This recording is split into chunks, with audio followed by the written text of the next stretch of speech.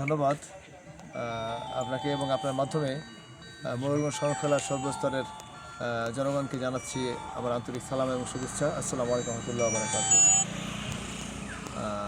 মোরেলগঞ্জ শরণখোলা আমার বাগেরহাট ৪ নির্বাচনী আসনে আল্লাহর মেহেরবানিতে আমরা মানুষের কাছে যাওয়ার চেষ্টা করছি। নির্বাচনী প্রচারণা আমাদের চলছে।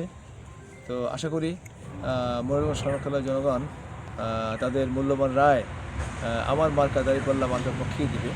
এখন পর্যন্ত সব কিছু ঠিকঠাক মতো হচ্ছে। দেখা যাক ভবিষ্যতে এভাবে যদি চলে তাহলে আমরা মনে করি যে মোরেলগঞ্জে একটি লেভেল প্লেইং ফিল্ড তৈরি হবে আশা করি। তো অভিযোগ করার মতো এখনও কোনো ত্রুটি আমরা লক্ষ্য করছি না। তবে আমরা অতীতের যে নির্বাচনের যে আশঙ্কা, সেই আশঙ্কা থেকে এখনও মুক্ত হতে পারিনি। তো আমার দৃঢ় বিশ্বাস যে অতীতের দৃষ্টান্ত যাতে মোরেলগঞ্জে আর পুনরাবৃত্তি না হয় এ ব্যাপারে তারা সচেষ্ট থাকবে ইনশাল্লাহ।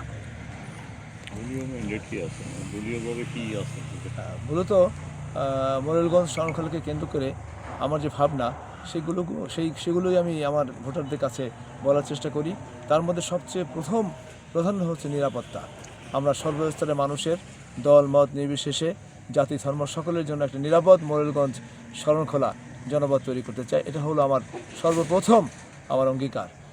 এরপরে তো আমাদের যে বিষয়গুলো রয়েছে তার মধ্যে আমাদের রাস্তাঘাট নির্মাণ, অবকাঠামোগত শিক্ষা প্রতিষ্ঠান অবকাঠামোগত নির্মাণ, শিক্ষার মান উন্নয়ন, পানগুচ্ছি ব্রিজ নির্মাণের কাজকে অগ্রগতির দিকে নিয়ে যাওয়া, এরপরে আমাদের ভেরিবাঁধ নির্মাণ, আমাদের স্বাস্থ্যের যে সুযোগ একেবারে রুট লেভেলে স্বাস্থ্যের সুযোগ, আর বিশেষ করে মোরেলগঞ্জের পানগুচ্ছি নদীর ওপারে হাসপাতাল হয়।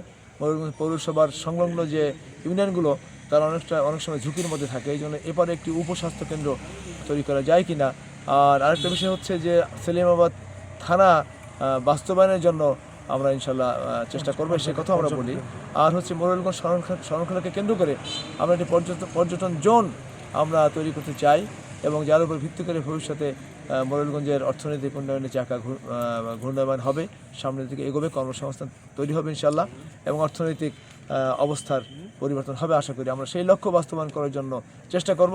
এই ভাবনার কথাগুলো আমরা সাধারণ মানুষের কাছে বলার চেষ্টা করছি।